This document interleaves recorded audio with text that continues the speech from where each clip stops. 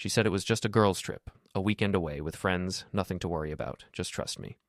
But when her smartwatch accidentally synced with the wrong TV, her parents' TV, the truth played live in high definition. 18 minutes later, 5 men walked through the door, and I watched every second of it. This is a story about lies, technology, and what happens when someone forgets that everything connects to everything these days. About betrayal that broadcasts itself. About trust that dies in real time. Before we get into it, don't forget to like and subscribe. Hit that hype button to boost this episode, and drop a comment below with your city or country. I'm always curious where you're watching from. Now let's get into it. Adam Carter was 32 years old when he discovered that modern technology makes it almost impossible to hide betrayal.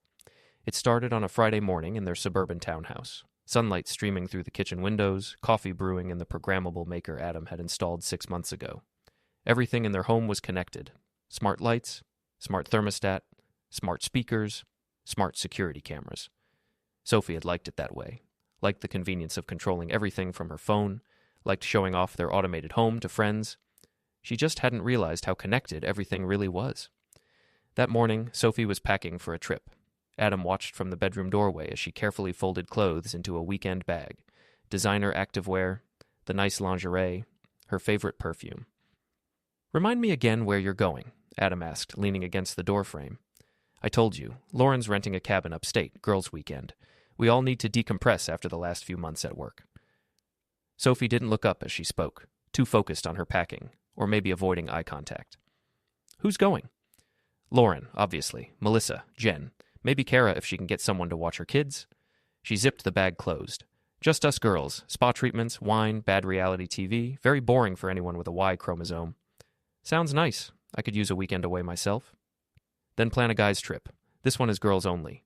She finally looked at him, smiled. "Besides, you'd hate it. We're going to talk about feelings and exfoliate and do face masks. Very emasculating." Adam smiled back. "Fair enough. When are you leaving?" "In about an hour. Lauren's picking me up at 9. She kissed him on the cheek. "I'll text you when we get there. Don't burn the house down while I'm gone." "I'll try to restrain myself." He helped her carry her bag downstairs. Watched her check her phone, texting someone, probably confirming pickup time. She seemed excited, genuinely happy about this trip. Or maybe she was just a good actress. "You have your charger, your toothbrush, your—" Adam started. "Yes, Dad, I have everything." She was scrolling through her phone now, distracted. "Oh, except my good watch. I left it upstairs on the charger. Can you grab it?" "The Apple Watch?" "Yeah, the Series 8. I want to track my steps during our hikes." Adam went upstairs to their bedroom, found the watch on the nightstand still connected to its charger. He unplugged it, brought it down, handed it to her. "Thanks." She slipped it into her purse without putting it on. "Perfect." A car horn honked outside. White SUV in the driveway. Lauren's car, presumably.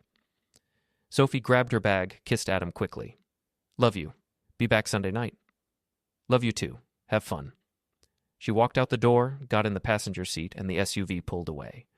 Adam stood in the doorway, watching them drive off. Waved when Sophie turned back to look.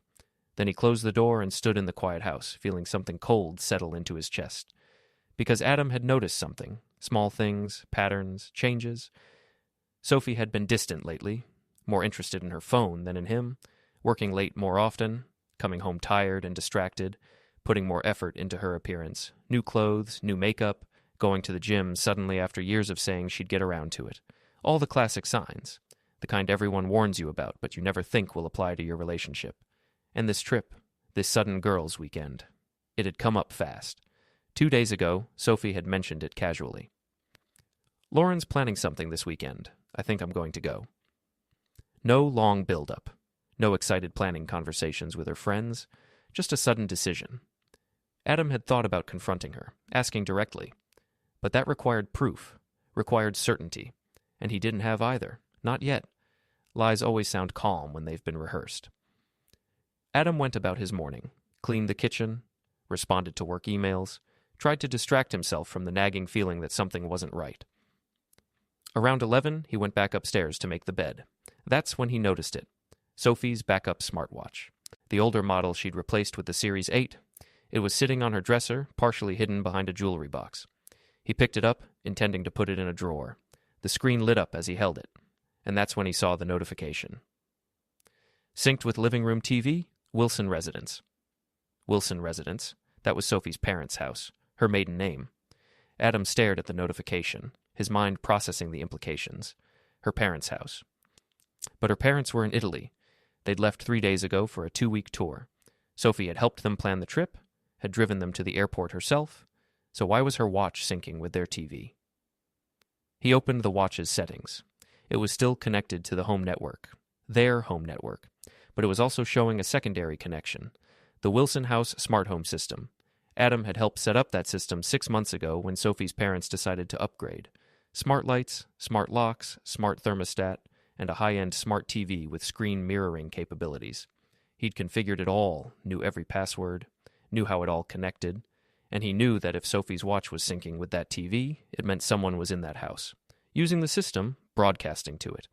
His mind raced through possibilities. Maybe she'd lent the house to one of her friends? Maybe Lauren was actually renting it instead of a cabin? But why lie about that? Why not just say, we're using my parents' place? Unless there was a reason to lie. When stories don't add up, the truth usually sinks itself. Adam sat on the edge of the bed, holding the old watch, thinking. Sophie's parents' house was empty. Had been for 3 days, would be for another week and a half. Sophie had keys, had the alarm codes, had full access. And she'd said she was going upstate to a cabin. But her watch, the watch she'd taken with her, was synced to her parents' TV.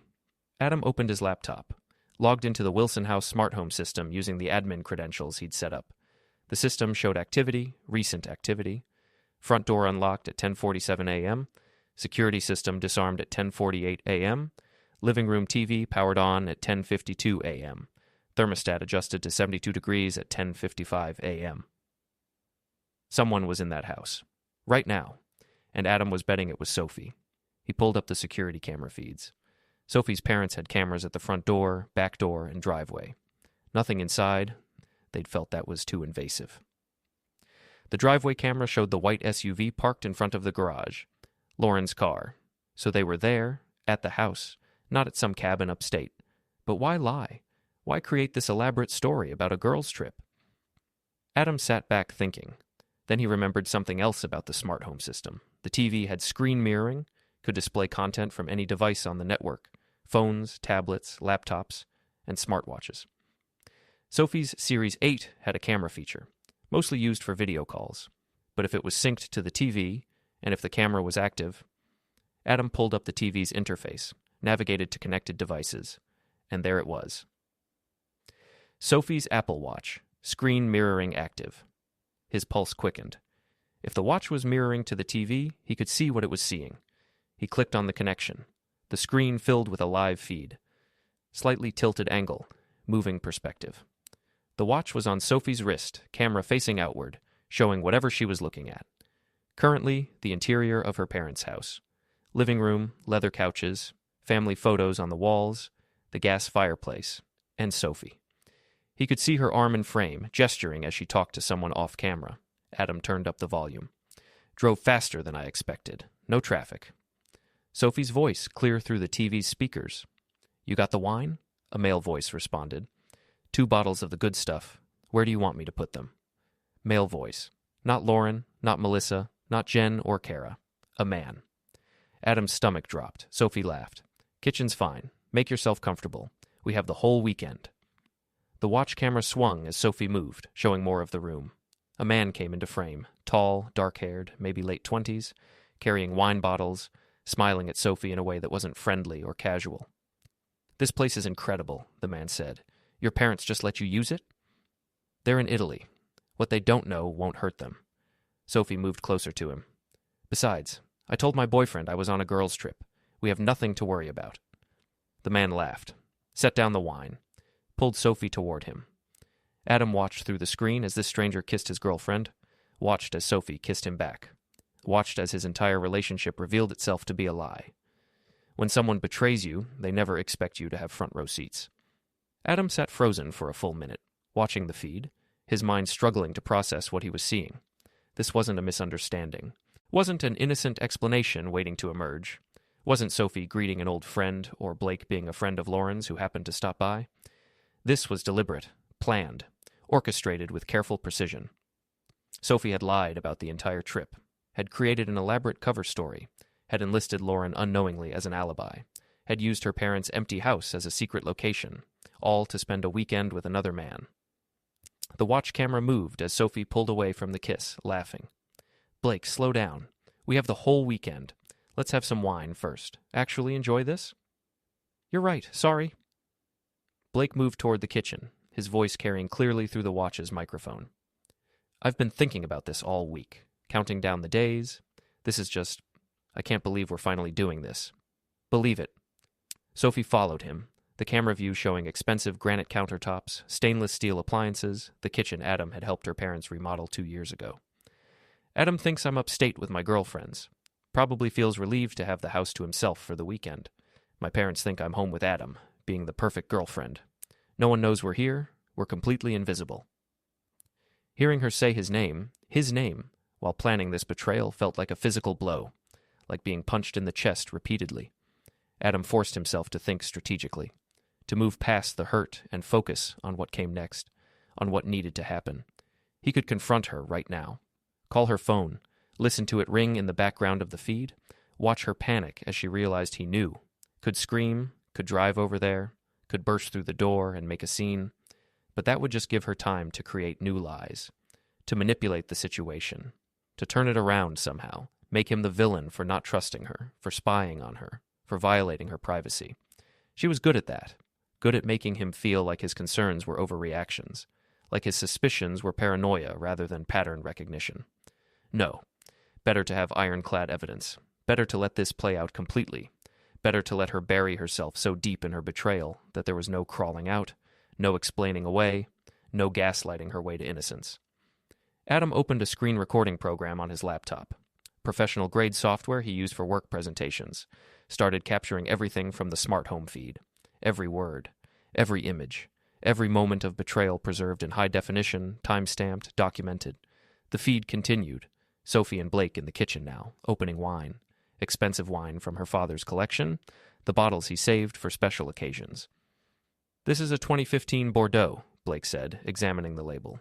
"Your dad has good taste." "He has expensive taste. There's a difference." Sophie found wine glasses in the cabinet. "But he'll never notice one bottle missing. He has like 40 down in the cellar." "To us," Blake said, raising his glass once they'd poured. "To secrets," Sophie countered, clinking her glass against his. They drank, moved back to the living room, sat close on the leather couch that cost more than Adam's car. Adam watched, documenting, his mind already several steps ahead, thinking about what came after this, about separation of assets, about who kept the townhouse, about explaining to friends and family why the relationship ended, thinking about how to protect himself from her inevitable attempts to rewrite history. The recording continued. 15 minutes of conversation. Sophie and Blake talking about work, about movies, about how they'd met 3 months ago at some networking event. 3 months. This had been going on for 3 months. All those late nights at work, all those new clothes, all that distance. It had all been for Blake. "I still can't believe you convinced Lauren to lie for you," Blake said, sipping his wine. "Lauren doesn't know she's lying. I told her I needed a weekend alone, a solo retreat to think about my relationship, that I was feeling overwhelmed and needed space." Sophie smiled, proud of her deception. "She thinks she's covering for me by telling people I'm on a girls' trip. She has no idea you're here, no idea what I'm actually doing." "That's brilliant. I'm very good at planning. You have to be careful with these things. One slip up and everything collapses." She set down her wine glass. "Which is why we need to be smart this weekend. No posting on social media, no texting anyone our location, nothing that creates a trail." "What about your watch?" Blake gestured to her wrist, to the Apple Watch that was currently broadcasting everything to her parents' smart TV. "Doesn't that track your location? Doesn't Adam have access to that?" "I turned off location services, and I'm connected to my parents' Wi-Fi, not any cell towers that could ping me near a cabin upstate. As far as anyone knows, I'm exactly where I said I'd be." Sophie looked at her watch, checking something. "Battery's at 82%. Should last all weekend without needing a charge." "You've really thought of everything." "I told you, I'm very good at planning. It's what I do professionally. Manage narratives, control messaging, make sure the right people see the right version of the story." Adam felt sick. This wasn't impulsive, wasn't a moment of weakness. This was professional-level manipulation. Every detail considered, every angle covered, except one. She'd forgotten about the automatic syncing, the feature Adam had specifically enabled because her parents wanted their family devices to seamlessly connect to their smart home system. One small technical detail, one overlooked setting, and her entire plan was now broadcasting live. Blake pulled Sophie closer, started kissing her neck. The camera angle tilted as she leaned into him. Adam looked away from the screen. Didn't need to watch that, but kept the recording running. After a minute, the doorbell rang. Both Sophie and Blake froze. The sharp electronic chime echoed through the house, through the watch's microphone, through Adam's laptop speakers. "Who the hell is that?" Blake whispered, pulling away. "I don't know. Nobody knows we're here." Sophie stood up quickly, panic creeping into her voice, adjusted her clothes. "Stay here. Let me check." The watch camera moved as Sophie walked toward the front door. Adam could see her hands come into frame, trembling slightly as she approached the peephole. She looked through it. Her face went completely white. "Oh my God," she whispered. "Who is it?" Blake was standing now, too, concerned. "It's Marcus, and 3 other guys. What the hell is going on?" "Marcus?" Blake's voice went tight. "Marcus Thompson? From work? I don't know who he is. Or you tell me who he is and why he's at my parents' door." The doorbell rang again, more insistent this time, followed by loud knocking. "Blake, come on, man. Open up." A male voice, muffled but clear through the door. "We know you're in there." Blake's face transformed from concerned to horrified. "Oh, shit. What did you do?" Sophie's voice was rising, panic overtaking the careful control she'd maintained all day. I may have mentioned to Marcus that I had plans this weekend, that I was staying at this really nice house. I didn't think he'd actually... You told someone? Not the details, just that I had something going on. I didn't give him the address. Then how is he here? How does he know where we are?" The doorbell rang a third time, more knocking. Another voice joining the first. "We brought beer. Come on, don't be rude." Sophie looked at Blake with an expression that could have melted steel. "If they don't leave in the next 30 seconds, I'm calling the police. Let me handle this. Let me talk to them. I'll get them to go." "You better. Because if my parents find out there were people at this house, if anything gets damaged..." "Nothing's going to get damaged. Just give me a second." Blake moved toward the door, unlocked it, opened it just a crack. Immediately, 4 men pushed their way inside. Loud, laughing, carrying cases of beer and bottles of liquor, making themselves at home like they'd been invited. "Blake, you sneaky bastard!" Marcus, tall, athletic, grinning ear to ear, clapped Blake on the shoulder. "Texted us about the party at some empty mansion and thought we wouldn't show up?" "I never said anything about a party. Implied it, man. You said staying somewhere nice this weekend might have company. That's party code." Marcus looked around, impressed. "Damn, this place is incredible. Whose is it?" Sophie stood frozen in the entrance to the living room, watching 4 strange men invade her parents' home. The watch camera captured everything. Her horror, her rage, her complete loss of control. One of the men noticed her. "Oh, hey there. You must be the company Blake mentioned. I'm Travis." He extended his hand. Sophie didn't shake it. "You need to leave. All of you. This isn't a party. Come on, don't be like that. We just want to hang out. Have a few drinks. We won't make a mess." Travis was already opening a beer, looking around appreciatively. "This is a sick place. The art alone must be worth a fortune." Another man, stocky, tattooed, carrying a bottle of expensive whiskey, moved toward the living room. "Anyone hungry? I could order pizza." "No." Sophie's voice was sharp, almost shrill. "No pizza. No party. You all need to leave. Now. Relax. We're not going to trash the place." The tattooed man set down his whiskey on a side table, no coaster, and started examining the family photos on the mantel. "These your parents? They look nice. Very wholesome." Sophie looked like she might actually scream. Adam watched through his laptop screen, documenting every second. The situation was spiraling completely out of Sophie's control, and he was recording all of it. This was getting so much worse for her, so much worse than even simple infidelity, and Adam was going to make absolutely sure there was a clear, undeniable record of everything that happened next. When someone betrays you, they never expect you to have front row seats. The next 18 minutes were chaos. Marcus and his friends made themselves at home immediately, cracking beers, turning up the music on the smart speakers, exploring the house like they owned it. Sophie tried to maintain control. "Guys, this isn't a party. Blake and I were just having a quiet weekend." "Oh, we're not interrupting anything serious, are we?" One of the men, stocky, tattooed, grinning, looked between Sophie and Blake. Blake said you guys wanted to keep it low-key. We're just here to hang out. No, you need to leave. This isn't my house. We can't have people here. Relax, we'll keep it chill. Just a few beers, some laughs. We'll be gone by tonight. But they showed no signs of leaving, just kept settling in. One guy found the expensive scotch in the liquor cabinet. Another was taking selfies in front of the family photos. Blake pulled Sophie aside. The watch camera captured their whispered argument. You need to make them leave, Sophie hissed. I'm trying. They're not listening to me. Then try harder. My parents will kill me if anything gets damaged. Nothing's getting damaged. They're just drinking. Blake, I'm serious. If anyone finds out about this, no one's going to find out. Calm down. But Sophie couldn't calm down. Adam could hear the panic in her voice. This had spiraled completely out of her control. The watch was still recording, still broadcasting, still synced to the TV that Sophie's parents had access to. Sophie's parents, who were in Italy, with their phones, with their tablets, with the home monitoring app installed. Adam made a decision. He opened his messaging app, found Sophie's mother's contact, typed a message. Mrs. Wilson, I think there's something wrong at your house. I'm seeing activity on the security system. You might want to check the camera feeds and the TV mirroring log.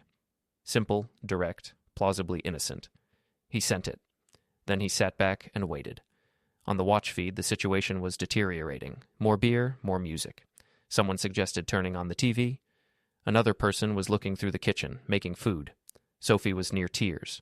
Blake, please, make them leave. I'm trying. Just give me a minute. Sophie's phone rang. She pulled it out, looked at the screen, and went white. Oh no. Oh no, no, no. What? It's my mother. Blake looked panicked. Don't answer it. I have to. If I don't, she'll know something's wrong, Sophie answered, trying to sound normal. Mom? Hi. Is everything okay? Through the watch's microphone, Adam could hear both sides of the conversation. Sophie's mother's voice was ice. Sophia Marie Wilson. What is happening in our house right now? What? Nothing. What are you talking about? I'm at the... Don't you dare lie to me. Your father is watching a live feed from your smartwatch right now. We can see everything. We can see 5 men in our living room. We can see beer cans on our furniture. We can see you standing there with some boy while strangers trash our home. Sophie looked at her wrist, at the watch, at the tiny camera lens. Realization dawned like a sunrise of horror. Oh my God. That watch is synced to our TV. We can see everything it sees. And right now, we're watching our daughter throw a party at our house while lying to her boyfriend about a girls' trip. Mom, I can explain. Explain? Explain. You lied to us. You lied to Adam. You brought strangers into our home. Do you have any idea how disappointed I am right now? Sophie started crying. I'm sorry. I'm so sorry. I didn't mean for this to happen. It was supposed to be just you and that boy? Cheating on Adam in our house while we're out of the country? That's what it was supposed to be? Blake was backing away, realizing the magnitude of what was happening. Marcus and his friends were still oblivious, drinking and laughing in the background. Sophie's mother continued, her voice shaking with fury. Get everyone out of that house immediately, lock it up, and then you're going to call Adam and tell him the truth. All of it. If you don't, I will. Do you understand me? Yes. Yes, I understand. We're cutting our trip short. We'll be home in 2 days. And when we get there, we are having a very serious conversation about trust and consequences, and... Her mother's voice broke. I raised you better than this, Sophia. The call ended.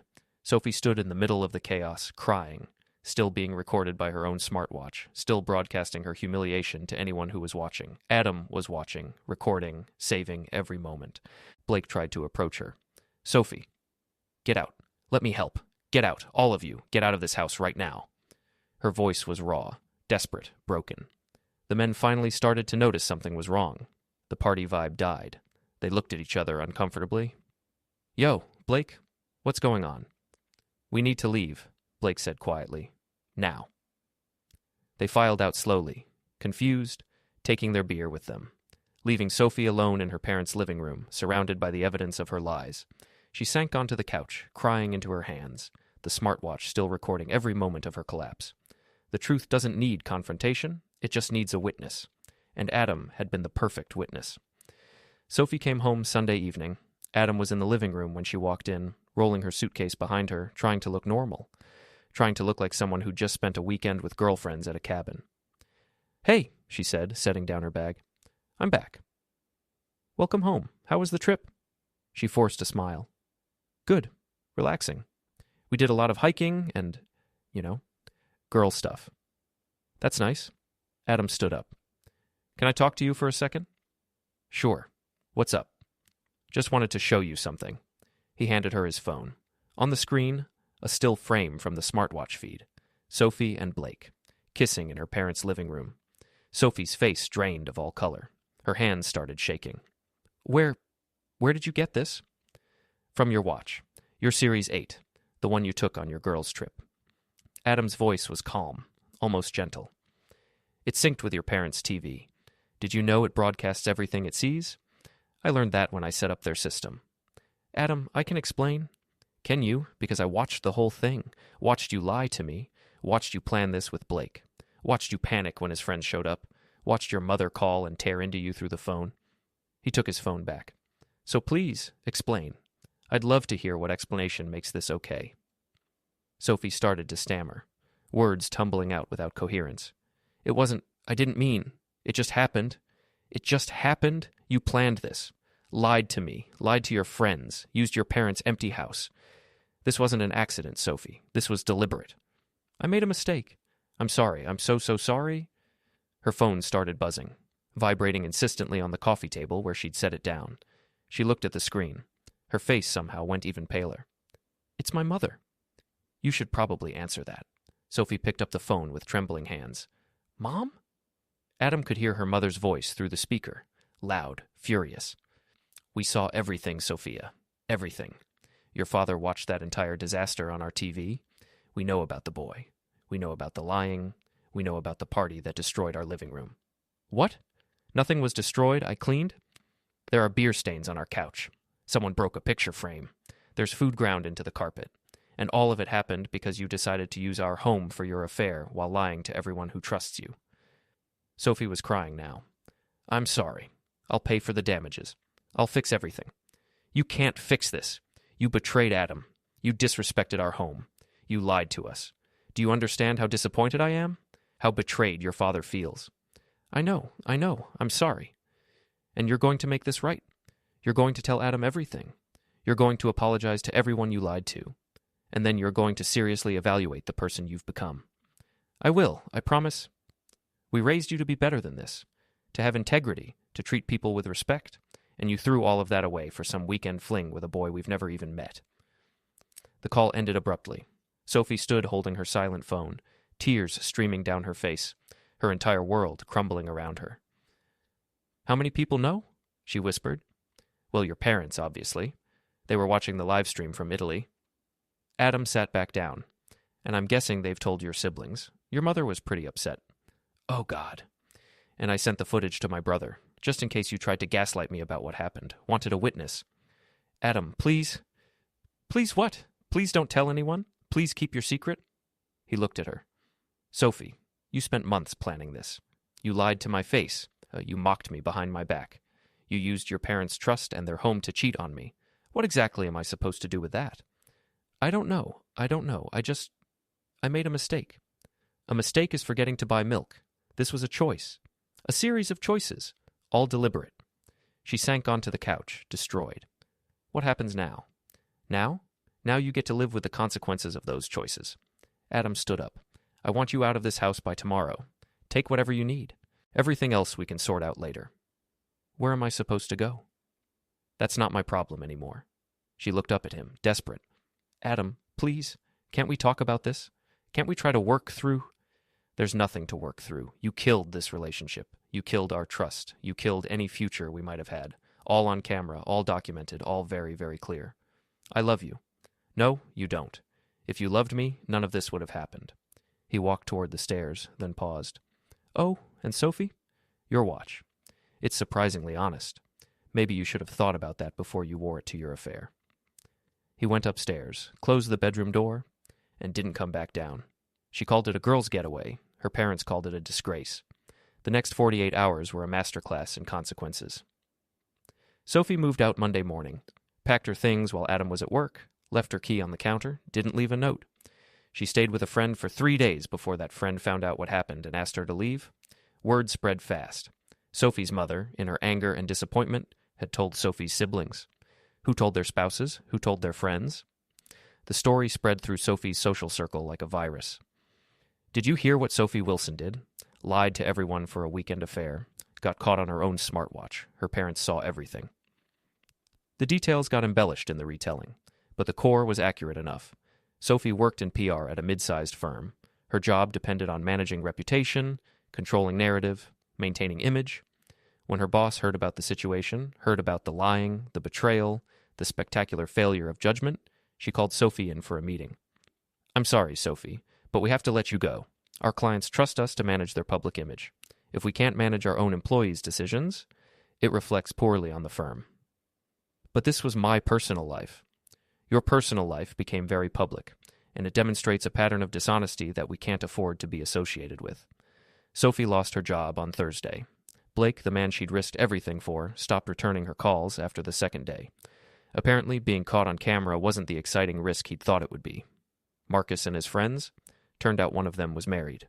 When his wife found out about the party, about the lying, the secret weekend, she filed for divorce. Another one of the men worked at the same company as Blake. Both of them faced HR complaints about their behavior, creating liability for the company, making poor decisions that reflected badly on their judgment, small consequences spreading outward, ripple effects of betrayal. Sophie tried calling Adam dozens of times, left voicemails, sent texts. "Please, we need to talk. I can explain everything if you'll just listen. I know I messed up, but can't we try to work through this? I love you. Please don't throw away 3 years over one mistake." Adam didn't respond to any of them. What was there to say? What conversation could change what he'd seen? What words could rebuild trust that had been systematically destroyed? None. So he said nothing. Just deleted the messages and moved forward. His friends rallied around him, supported him, told him he'd dodged a bullet, that he was better off without her, that anyone who'd lie like that didn't deserve him, his brother especially. "I watched that video you sent. Man, I'm sorry. But at least you found out now instead of after marrying her." "Yeah, that's what I keep telling myself." "You doing okay?" "I'm fine, honestly. Angry, yeah. Hurt, yeah. But mostly just relieved. Relieved it's over. Relieved I know the truth." "That smartwatch thing is crazy, though. What were the odds it would sync to her parents' TV?" "Pretty high, actually. I set up that system. Configured it to auto-sync with any Wilson family devices. Never thought it would catch something like this. Technology, man. Makes it impossible to hide anything anymore." "Good." She said it was harmless fun. Now she was just another warning people whispered about. 3 weeks after Sophie moved out, Adam sat in a cafe on a Saturday morning. Peaceful, phone on silent. Coffee slowly cooling as he read the news on his tablet. The townhouse felt emptier without Sophie, but not in a bad way, just different. Quieter, more his own. He'd started redecorating, small changes, making the space his rather than theirs. It felt good, felt like reclaiming something that had been lost. His phone buzzed on the table. He glanced at it. Another text from Sophie. He didn't read it, just turned the phone face down and went back to his coffee. A woman at the next table smiled at him. "Sorry, I don't mean to intrude, but you look very peaceful, like someone who just figured something out." Adam smiled back. "Just enjoying the quiet." "That's the best thing to enjoy." She went back to her book. Adam looked out the window at the street. People walking by, living their lives, moving forward. His phone buzzed again, and again, Sophie's name lighting up the screen multiple times. He picked up the phone, opened the messaging app, and scrolled through the latest messages. "Please just talk to me. I know you hate me, but I need closure. Can we at least discuss the furniture? Some of it was mine.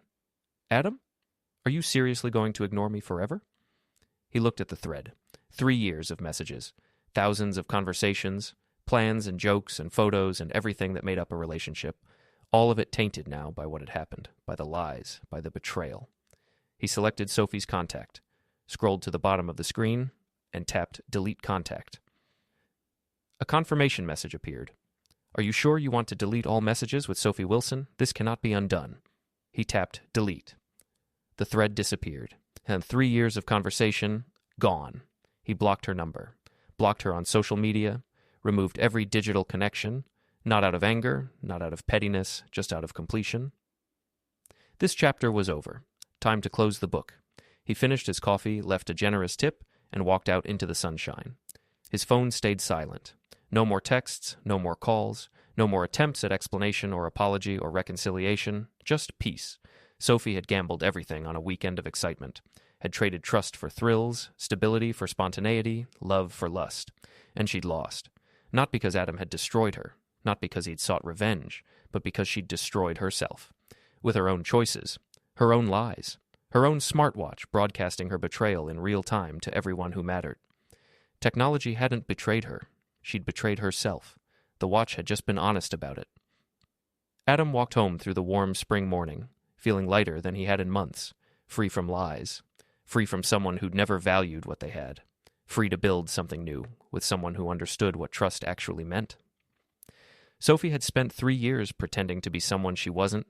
Her smartwatch had revealed her in 18 minutes, and that was all the time it took for Adam to realize he deserved better. She lied through her watch. The truth played itself,